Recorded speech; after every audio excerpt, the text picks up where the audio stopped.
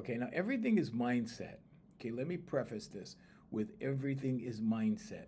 Now, you can have the mindset that, well, you're going to serve the system and the entities that has been placed before you in the system. Okay, so what are we talking about?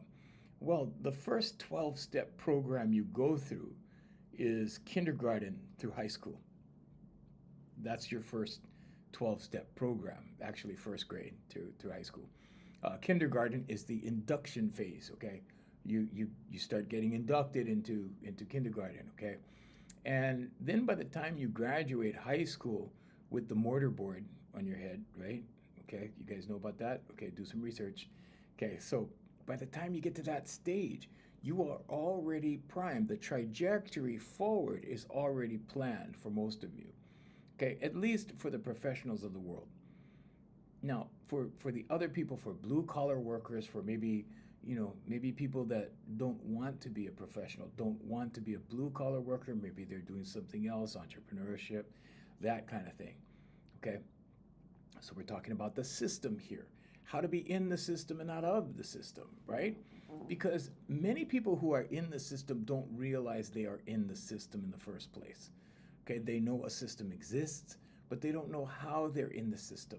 They don't know how they've been incorporated into the system, literally incorporated into the system. Good morning, Jay.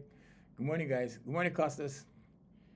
How you guys doing? Nice to have you guys. Thank you. Thank you for being here. So, the first thing that's important is awareness. You have to be aware that you're in the system. You have to be aware how you're in the system. Okay? And why is this important? Well, because you can be in the system and not of the system. Okay, you could be in the world and not of the world. What does that mean? Well, that means that you can prosper inside the system. You can prosper inside the system. Okay, that means you can enjoy the benefits if you know which master to serve, because you cannot serve God and mammon at the same time. You have to pick and choose. Now, some people go back and forth, right? Some people, follow the system way, right? So what are we really talking about there, the system way?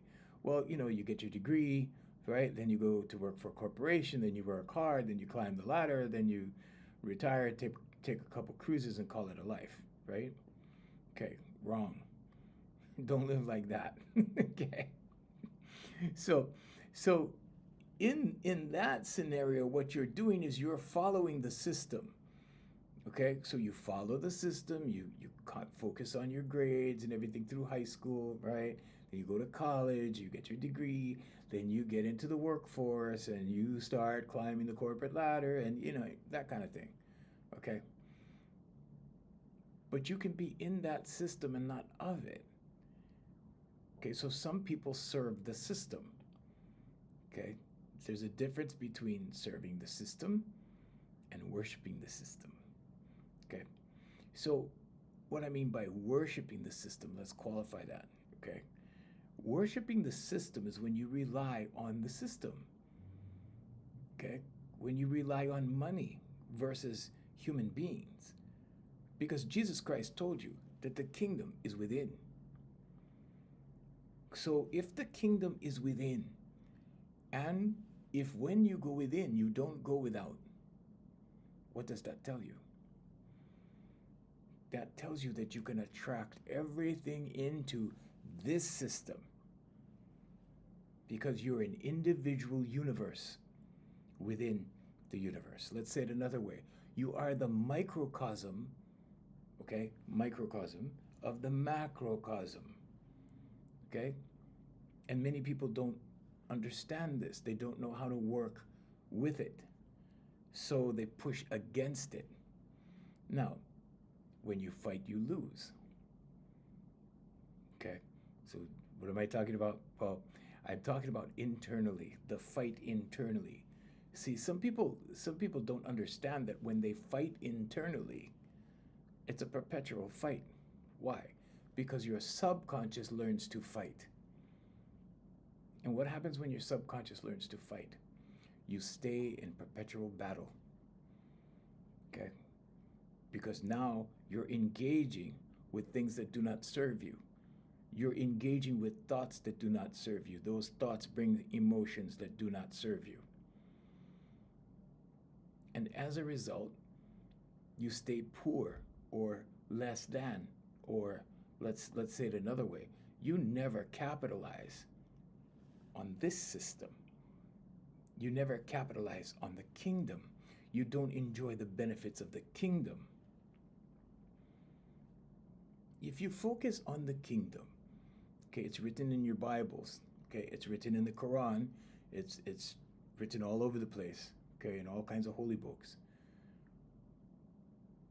When you focus on the kingdom, and that's why it says seek first the kingdom, and all else will be added unto you. Well, I know people that go to church all the time. They're faithful church members. They're broke. They're not getting good nutrition. As a result, they get sick. As a result, they're receiving Medicaid or Medicare or whatever, okay, and they're unable to work. You know, they get the handicap stall at the shopping center though, right? They get some benefits. They do get benefits, okay, but they're not seeing the benefits in here. They're not experiencing the benefits in here. Why? Because they're focused out there. What's out there? The system is out there. The kingdom is in here. You cannot serve God and mammon. If you're serving God, you're focused on people.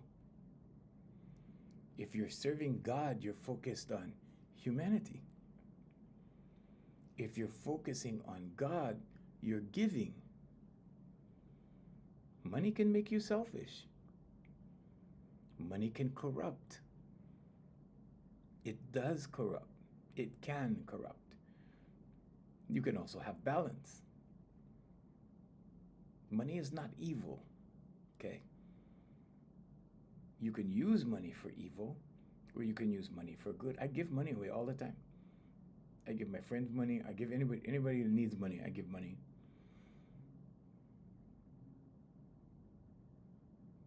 But more important, I give my time. This morning, 1 hour, right here. I'm not here to sell you anything. I don't have a package at the end of the live. Okay. I'm here to give. If you have ears that hear, okay, you know how they say that? Like they have ears, they listen, but they cannot hear. Many people listen, but they cannot hear. And you know this because they hear the way. They hear what they should do, but they never do it. Why? Because their subconscious is stuck. So they go back to the same thing. They see it, they go, oh yeah, that's an idea. And then they get sucked right back into the program. Okay, that fear-based program, that matrix-based program. They get sucked back into that. Because you've been conditioned into this program. And the condition is pretty thick. But somebody has to run the system. The system needs human beings. Well, at least for the time being. Okay, pretty soon, right? McDonald's will run itself. Pretty soon, Home Depot will run itself. Then what? See.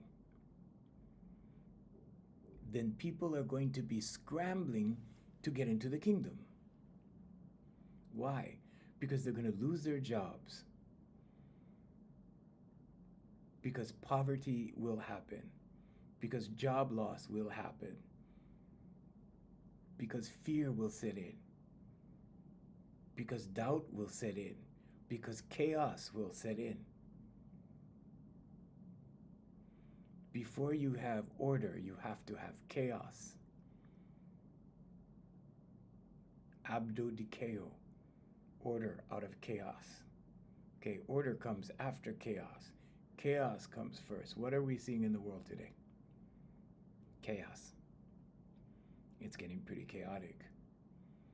We are being shown more instances of that through social media. We're being shown a lot of chaos. The order will happen later. Under the surface, it's all being organized already. Okay, AI is happening. But how do you be a part of this system, yet thrive in the system, yet not be subject to the system or not worship the system? The Christians have an expression for this. We walk by faith and not by sight. What does that mean? That means going in here. That means closing your distractors, okay? Close your distractors. And listen in here. Not out there. Not with these ears. You go in the temple and you listen within. That's what it's talking about. It's not talking about these ears. Listen and you will hear. Okay? Because you can listen all day long with your ears and not hear anything. Or let's say it another way. You can hear all kinds of words. You can hear all kinds of sounds. But if your subconscious is programmed into something else, it will pull you back. And then what do people say? They say, well, his demons got a hold of him. His demons pulled him in. His demons got, no, your subconscious. Okay, subconscious. What about your angels? If those are your demons, where are your angels? Same thing. Subconscious. The same thing that hurts you is the same thing that makes you better. Because you have a choice. So you have good on this side, you have bad on this side, you have positive on this side, you have negative on this side. When you do a positive action, you get a positive result. When you do a negative action, you get a negative result. Okay? So the windshield wiper syndrome, right? We go like this, right? Back and forth, back and forth, back and forth. But if your subconscious is conditioned into negativity, if your subconscious is conditioned into striking out, into being obnoxious, into being pessimistic, then those actions will keep pulling you back. It'll keep pulling you back into those conditions. Humans are subject to their environment. Change your environment, change your life. Go into a different environment, change your life. The environment will help you because even if you're conditioned into negativity, even if your subconscious tends to lean that way, in a new environment, in a positive environment, in a better neighborhood, in a better building sometimes, right? Within the same neighborhood, but better building, better people, better ideals. In those conditions, you begin to adapt and it begins to train your subconscious. The environment itself. Now your subconscious is made up of all of your senses, okay? Everything you see, everything you hear, everything you taste, everything you smell, everything you touch.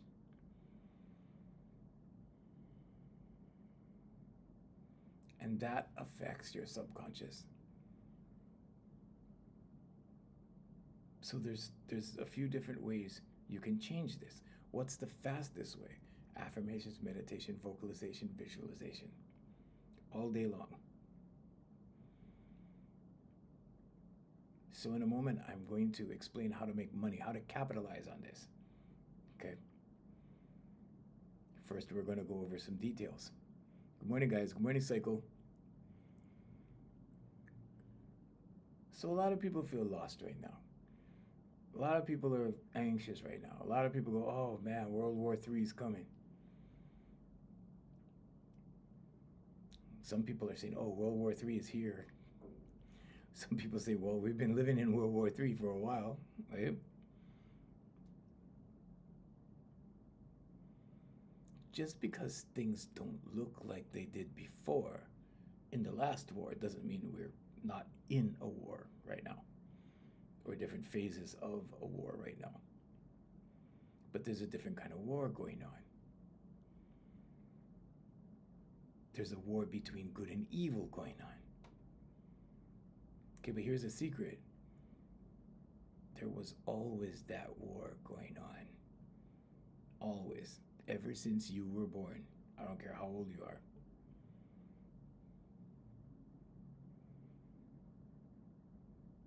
Because of the universal law of polarity, which tells us that everything has its opposite.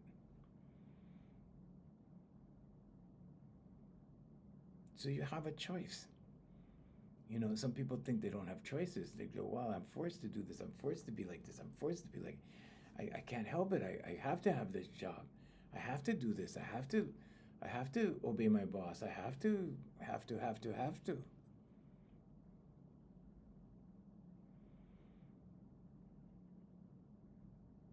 The truth is you don't have to do anything.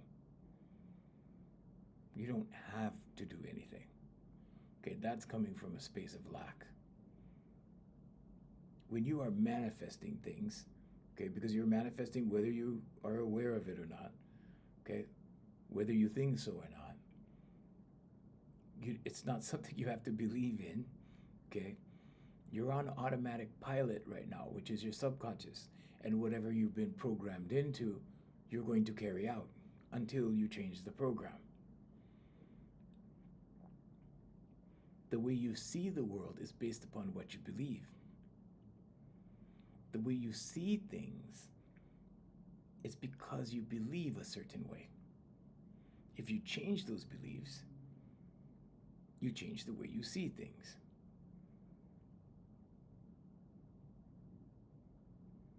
So, what's the God and Mammon thing going on? Well, you either serve God or you serve Mammon. One of the two. If you're serving God, you're serving humanity. If you're serving God, you put people first. If you're serving God, you help people first. And the most valuable thing you have is your time. Because your time is your life. Because some of my clients have told me in the past, well, you know, I don't have money to donate to charity right now. I'm trying to get by with my job. It's not that big of a job, so you know, I can't give too much away. You don't have to give money away. Give your time. Volunteer. Give your time. I'm not talking about volunteer to a 501c3. I'm not talking about a charity per se. I'm talking about you becoming the charity. In all of my companies throughout all of the years that I've been in business, giving has been a part of our business model, always.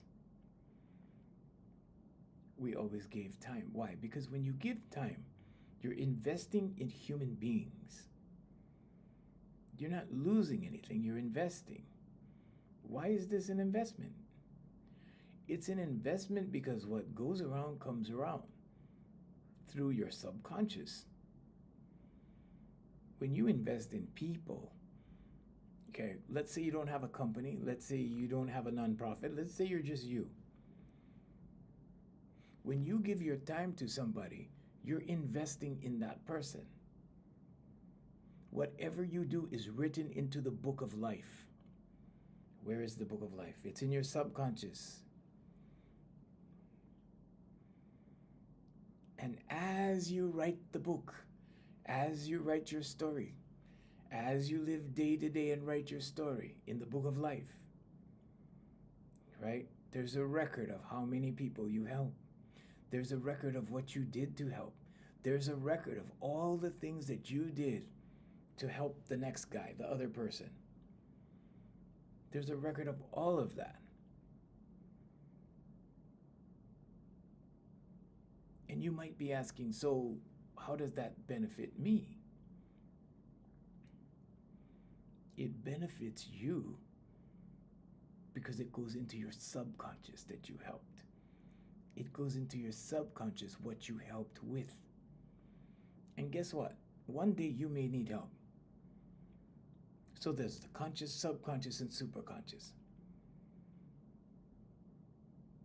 When you make a commitment through the conscious mind, and it becomes a belief because you've thought it over and over again, because the subconscious learns in repetition. When it goes into your subconscious starts showing you proof of this belief and starts creating circumstances built around this belief. What does the superconscious do? The superconscious gives you intuitive thought about this belief. So when you make the commitment to help someone, it goes in your subconscious. Your subconscious goes, I'm a helper. I give. I'm generous. Your subconscious now learns to be generous.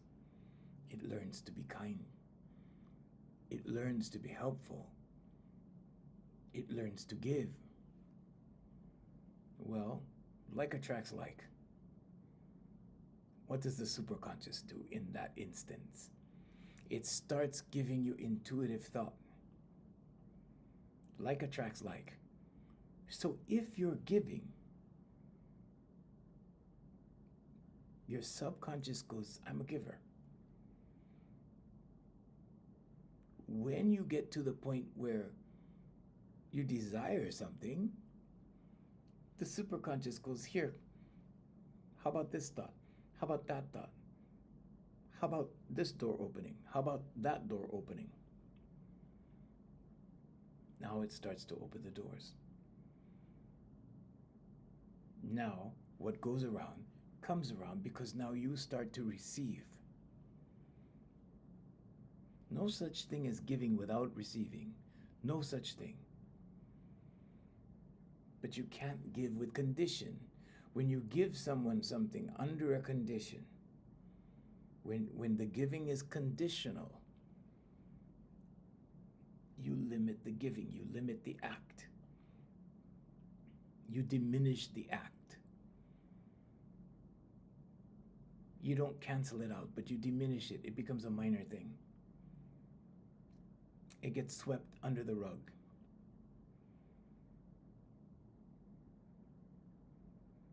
Because if you give with condition, what you're saying is, I will give you only if.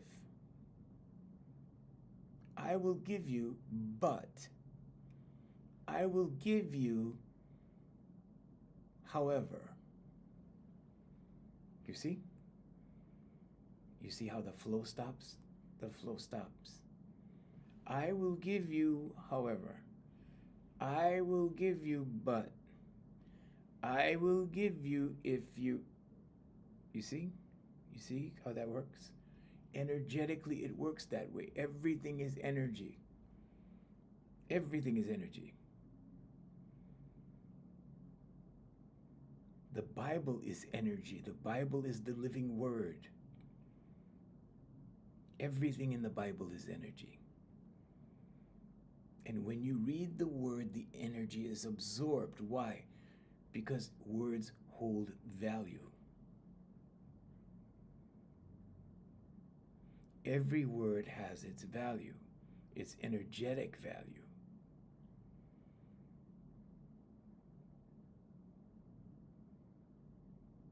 Now we come to God and mammon. God and money. Let's say it another way. God and the material. Inanimate objects. Money is an inanimate object. It has energy. It is an energy. That's why they call it currency. Current C. It is an energy. And you can attract that energy. You attract that energy by being conducive to the energy itself. By circulating that energy. So, what you desire, you need to give first. You want money? Give money first.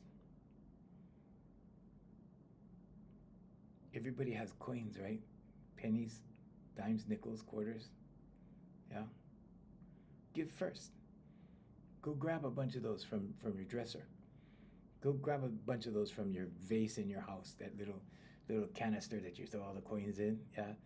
Go give it away. Give it away.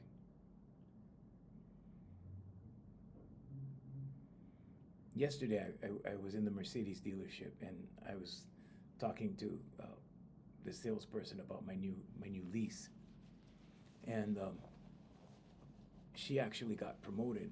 She was the girl that taught you how to use the features in the car. And 10 years ago, when I bought my first Mercedes, well, I leased my first Mercedes. When I leased my first Mercedes, she showed me how to use it. You know, she's a real pretty girl and everything. And we were both much younger 10 years ago. So we started talking, right? And she said, "Do you still give away $2 bills?" She still has the $2 bill that I gave her 10 years ago.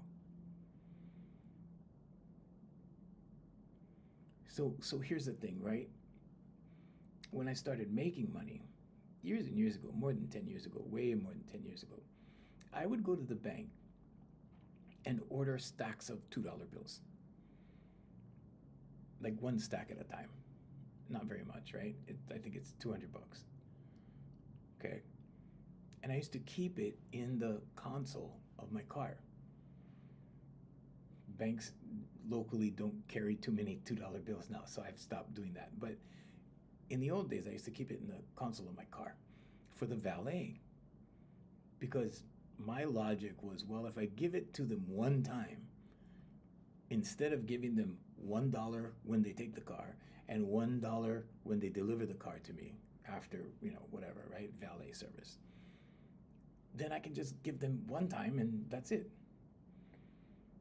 So that was my reasoning for giving $2 bills. But then I started giving them to everybody. And when that girl helped me in the Mercedes dealership, I gave her a $2 bill. I said, "Oh, thanks for helping. Here's a $2 bill." And she remembered me for that. I was like, whoa, I was surprised. I did not remember that. I did not remember I gave her a $2 bill because I give tons of people $2 bills. But the point in me mentioning this is that when you start giving money, you start getting more money. Whatever it is you want in life, you want more love? Start giving more love. You're going to get way more love.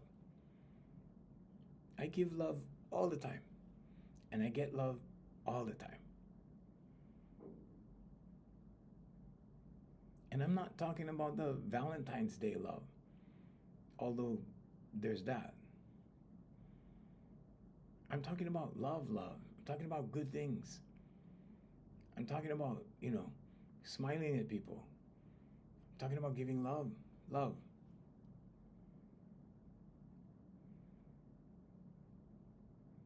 When you're friendly to someone, when you're kind to someone, when you're generous to someone, you're giving love.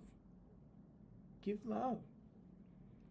Why? Because it will return to you. What happens if you give hate? What happens if you give anxiety? What happens if you give those? You're going to get it back, guarantee. What goes around comes around, but it goes around and comes around through your subconscious. When you're giving, you are training your subconscious to be generous. When you get in the habit of being generous, guess what happens? Everything comes. Everything comes. So if you don't have money to give, that's understandable, but you have time, you have a life, right? You have life source to give. Give it. I give time all the time. It's part of my business model. Some people, oh, they feel bad about it. If you're feeling bad about anybody giving you anything, it explains why you don't have. It explains your mindset and how you live in lack mindset.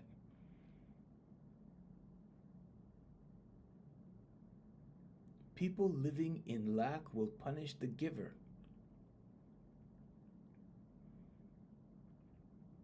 What am I talking about?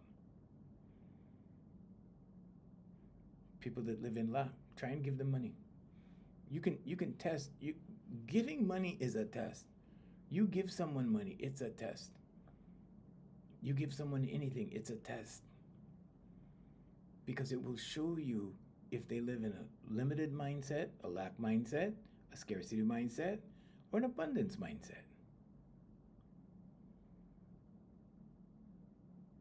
When you give somebody something, you give them $1, $5, $10, doesn't matter, $100, doesn't matter, whatever. And they go, oh, no, what's that for? Now they make the giver feel bad. They insult the giver.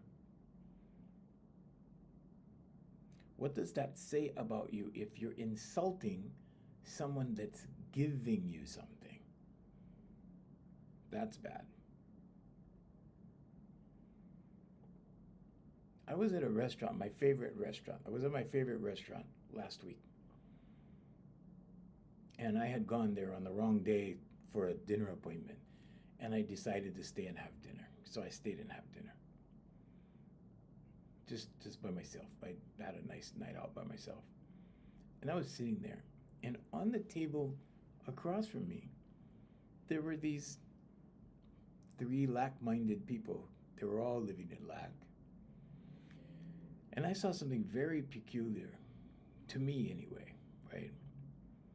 So I was looking across because I, had my phone with me and, I was eating and I was watching them on the table in front of me, and they started throwing money at each other.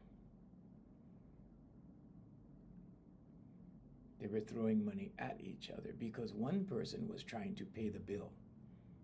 In other words, one person was trying to treat all 3. And immediately the other 2 people said, no. So they insulted that one giver. And everybody dove into their wallets and started pulling out money. Okay. And then one lady, there's 3 ladies. Okay. So one lady takes the money and throws it at the other 2 ladies in the middle of the table. The other lady throws her money down in the middle of the table. And there's this very childish, elementary school-ish type squabble that happens, and I'm watching all of this. But I'm not observing with the understanding that they're all trying to do something good, which maybe they were. But they had no idea of how insulting they all were to each other, and they called themselves friends.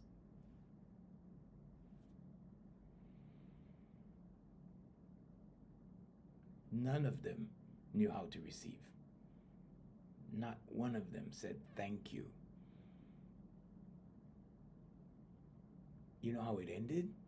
It didn't end by somebody taking charge and paying the thing and the other 2 saying thank you. It didn't end like that. It ended with them dividing the money up again, taking the money back, right? And they all walked away from the table giggling and shaking their heads. Like that, right? I was watching this and I go, this is the most ridiculous thing I've ever seen. These are supposed to be friends. They didn't behave like friends. They were all living in lack. And everything that they gave to the center of the table, they all took back, and then they walked away. None of them knew how ridiculous they looked. None of them.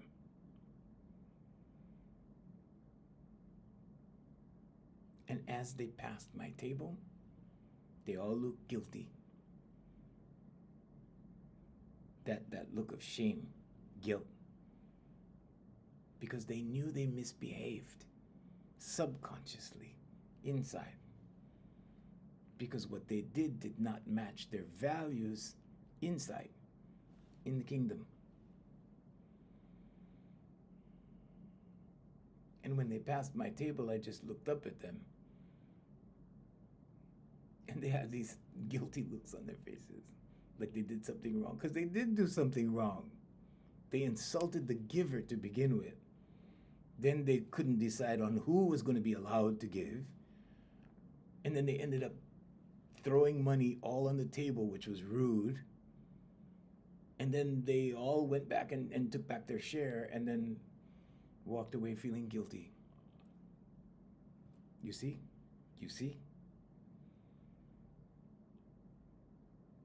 They all walked away looking like guilty little kids in a playground that did something wrong. You cannot serve God and mammon. You have to pick. It's going to be one or the other.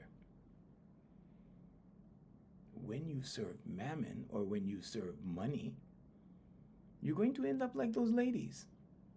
Why? Because they have this reverence for money. Because they live in a lack mindset. Because they don't say thank you. There's no gratitude involved. There's no generosity. That was not an act of generosity.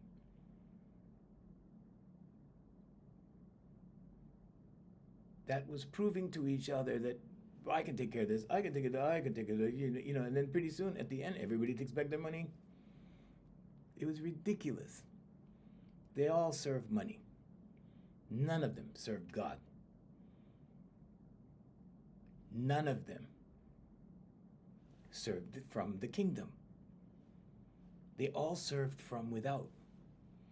They all served with the money. Each of them insulted each other. You see? So, if you worship money, if money is your God, you will behave like this. Because at that point, money supersedes everything.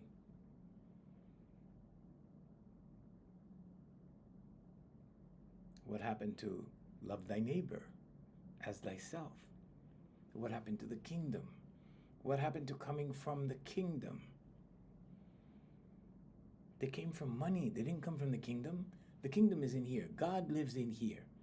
Jesus Christ said the kingdom is within. They didn't give anything.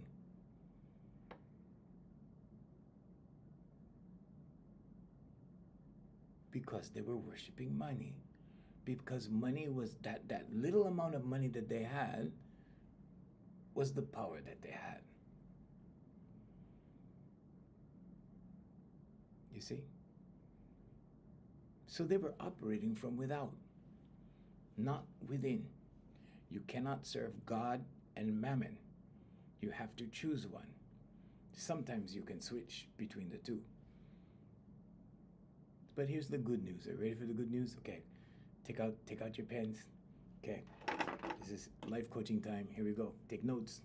Okay? Take out your pen. When you come from the kingdom, when you approach things from the kingdom, you put people above money. You don't throw money at a person. You don't demonstrate how much money you have and how in that way. Okay, so money is not evil. Money is not evil. Appreciating money is not evil. Loving money is not evil. Making money your God is evil. Why? Because it has nothing to do with the kingdom. It has nothing to do with this. It's manufactured out here. It's not manufactured in here. You're manufactured in here. God lives in here. You and God are co-creators like this. And this is why you can create. This is why when you write an affirmation, I am so happy and grateful now that I am confident. If you write it for 2 weeks, you'll start to feel a shift. If you do it every day, every morning, when your brain is in theta state, every evening you read it out loud before you go to bed, before you turn the lights off, when you're relaxed. In 2 weeks, you'll feel a shift. In 66 days, you will be confident. How many people are willing to do that for 66 days in this world? Very few. There are some, very few. My clients do it, they get wonderful results. But they're professionals. They have to do it. It's part of their thing. It's part of their world. It's why they're leaders. That's why they do it, because they have to lead. So why am I doing this 1 hour free every day? So that you, the everyday guy, the person surfing on the digital platforms that we're on 7 platforms every morning, so that you know that all you have to do is affirmations, meditation, vocalization, visualization. That's it. Change your life. Because I see so many people complain on social media. So many people write those horrific posts. Some of them condemn others, some of them condemn themselves. And I'm like, wait. Back up, erase, rewind. When you're creating those posts, your subconscious is listening. Your subconscious is listening. Whatever you do to someone else goes into the book of life. Your subconscious goes into your subconscious. And remember, it's the intention of what you do that makes the imprint on your subconscious. It's your intention.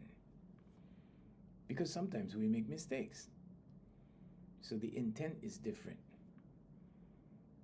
So sometimes, Afrocentric, good morning. Nice to see you. Welcome back. But your intent matters. Because sometimes you don't intend to do something a certain way, but it just turns out that way, or it gets misconstrued, or it's miscommunicated, and there's a misunderstanding. That will not be held against you.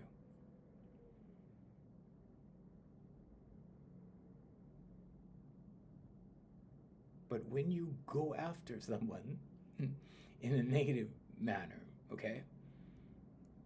I'm guilty of that too. And I have to deal with the consequences, so I have to make it good if I do that. So how do you make it good? How do you erase the slate? How do you clear the slate? Erase the dry erase board. How do you do that?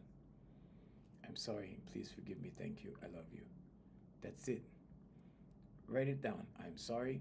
Please forgive me. Thank you. I love you. It's Hawaiian ho'oponopono. What does that do? It clears the slate. Why? Because first of all, you're apologizing. I'm sorry. Please forgive me. Now you're asking for forgiveness. Then thank you. I love you.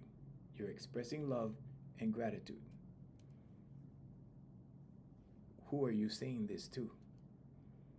You're saying it to yourself and your creator, whoever you believe that to be. I'm not here to tell you what to believe or how to believe, but however you believe. What does that do? It clears the slate. Because all the anxiety that you experience from executing a negative action is relieved. It relieves you of the responsibility. With knowledge comes responsibility. If you're doing something that you know is wrong, you will be held accountable by your subconscious. And the subconscious learns in repetition. So what happens when you keep doing these things? The negative actions. Your subconscious learns to be negative. What does the superconscious do in that instance? It feeds you intuitive thoughts of negativity. It reinforces the negativity that's in your subconscious. Now, not only do you have a habit of doing negative things, your intuition is being fed negativity because it mirrors what's in your subconscious. Now it's giving you intuitive thought about bad things instead of good things. Now it's giving you intuitive thought about, hey, maybe we should go blow that up, set that on fire, whatever. Okay? And if you're on social media and you're watching the feeds, you see people do that every day, all day long. And we call those people evil or bad or negative.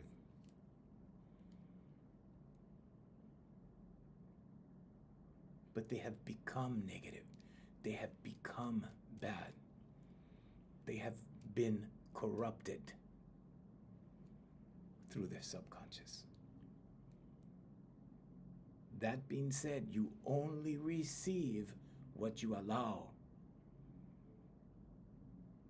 And if you allow repetition of negative things, of negative habits, of striking out at people, or physically harming people, or whatever it is that's negative, whatever, it doesn't matter. It could be a little thing, it could be a big thing. It doesn't matter. But when you're doing this, you're shaping your subconscious, you're training your subconscious. And pretty soon your awareness changes. And pretty soon the superconscious will start feeding you ideas and suggestions on what you can do that's evil. Because now you've gone to the dark side. Dark, light, glass half full, glass half empty. You can be either one. So now's a good time to remind you, how many levels are there down and how many levels are there up? If we take the 50 percentile here, how many levels of positivity are there? How many levels of negativity are there? Well, okay, let's say this represents you live in a house, you have a job. Okay, let's call this normal. Let's say the majority of the people do this. Okay. Over here is the street, right here. This is where you end up on the street. Houseless, homeless. Okay, jobless maybe. Maybe not jobless yet, maybe just homeless. Right? Paying rent is a big thing, right? Okay, so maybe over here it's just homeless. You still have a job, you still go to work, you sleep in your car maybe. Okay, that's one step down. When this gets worse, okay, or let's say the negativity continues that puts you here from here. This is the 50 percentile. This is normal. House, rent, everything's going good, working, all of that, raising family, whatever, okay? Now over here, now you're homeless. Something happened, okay? And that negativity brought you here. Now you're here, now you're homeless, okay? Still have a job. What's the next step? There's another step over here called jobless. Now you're jobless and homeless. Okay, now you're maybe you're getting food stamps, maybe you're getting assistance, maybe you're getting that kind of thing. Thank God it's America. Okay. So maybe that's happening over here. One step down from that is what? Prison. Okay, so negativity from that point can get you into prison. It can open the doors of prison for you. Okay, now there's prison. This is the last chance to turn it around. Last chance. Because after prison, it's graveyard. It's graveyard. So we see that from the 50 percentile down to negativity, there's only homeless, jobless, prison, graveyard, and various variables within those degrees.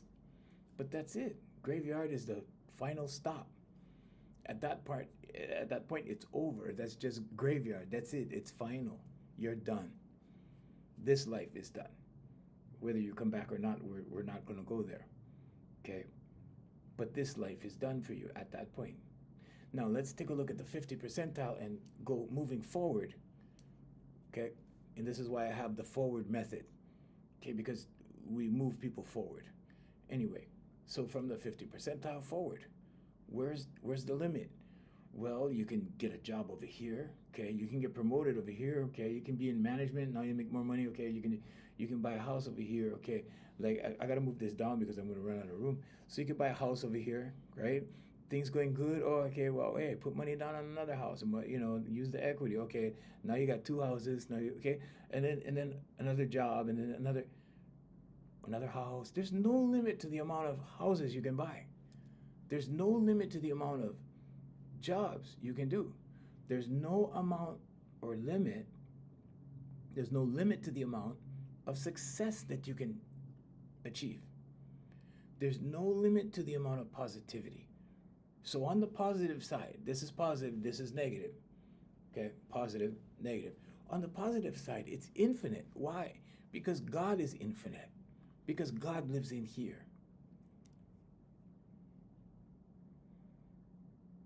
It's infinite. There is no end. You just keep going and going and going. Then you get the first million, then the second million, then the fifth million, then the 10th million.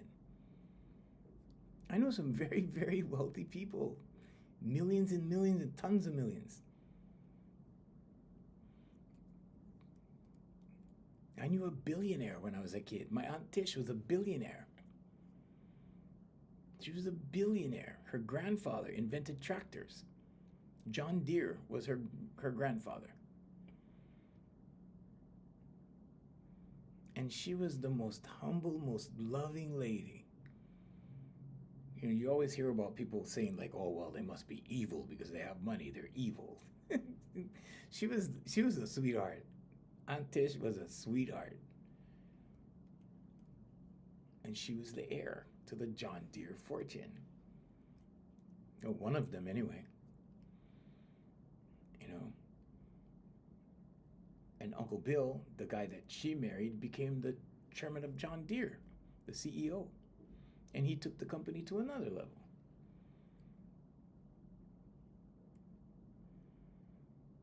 So don't believe the stories. Don't believe the hype. When people tell you, oh, well, they're billionaires, so they're evil. Some billionaires are evil. Some, yeah. Just like some poor people are evil. Okay?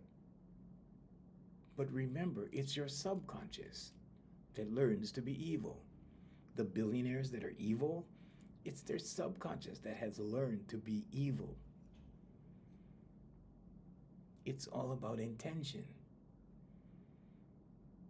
What's your intention? How do you intend this? God knows your heart. God knows your heart all day, every day, 24/7, 365. So ask yourself, how do I intend this? What's my motivation for this? What's my intention for this? When you marry intention with emotion, you get manifestation. But question your intentions. What is my intention? And then, am I excited about this intention? Some people get excited about doing bad stuff. Okay, so when they have a bad intention and they marry it with emotion, it comes into physical existence. But that's the power of the human being. That's the power of subconscious training. Because whether you know it or not, you're training your subconscious right now at this very moment. And hopefully I'm saying something that will have you go, oh yeah, that's right. I have control over my life. I have power over my life. I can make my life productive. There are a limited amount of steps for me to go here until I reach graveyard.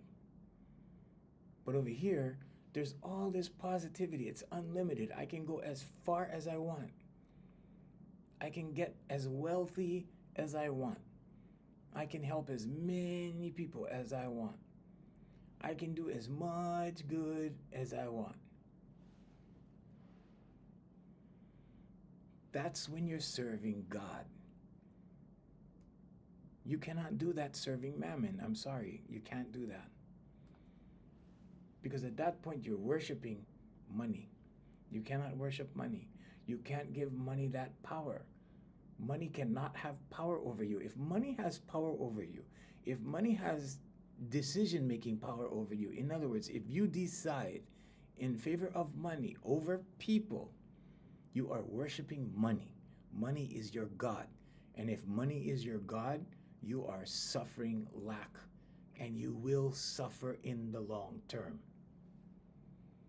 Suffering is guaranteed. Gautama Buddha said, the man who sees life as an illusion escapes suffering. So it's time to wake up and see money for what it is. You control money. Money's not evil. You control it though. Don't let it control you. If money controls you, guess what? Money's your God. Okay? When you look at somebody and go, he has a lot of money, so we look up to him because he has a lot of money. That's not a good reason to look up to somebody. Okay? Oh, he's important. He has a lot of money. It's not him. It's what he can buy. Your heart is important. Okay? Your intent is what's important. Your heart is what defines you. Your heart is what God knows. Money doesn't know your heart. Money doesn't care. Money can't feel you. Money doesn't have feelings. It doesn't have a heartbeat.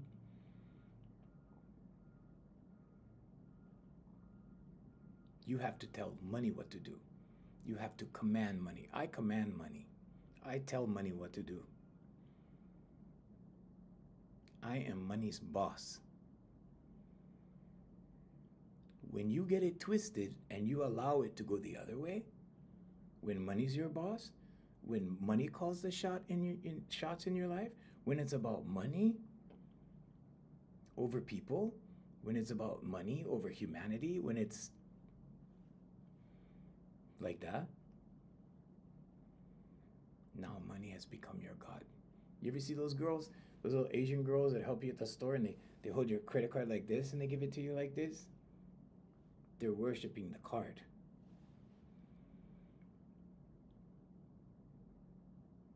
But in their country, things were so poor. They grew up like that because money was their salvation. But if you see money like that, in that context, you're worshiping money. Instead, take control over money. Instead, only allow money to do what it is you will permit money to do. You are money's boss. It's not the other way around. So you cannot serve God and mammon. You have to choose. When you serve money, you're making money your God. When you serve God, you serve people. You're serving within the kingdom, and you're serving others in their kingdom. This is your kingdom. This is where God lives. When you serve that, all else will be added unto you. You won't even have to ask. It will just show up. Remember, there's only the conscious, subconscious, and superconscious. When your subconscious learns to work from within, when your subconscious learns to go within, the superconscious will bring the circumstances, open the doors, and lead you to an amazing life. Afrocentric, thank you. Costas, thank you, you guys. It's 7 a.m. now, 8 a.m. in Hawaii right now. We're here 7 a.m. Monday through Friday. Jay has said somewhere, see you tomorrow. So we will see you guys tomorrow. Thank you so much. We're on 7 platforms worldwide. So, yeah, we say a lot.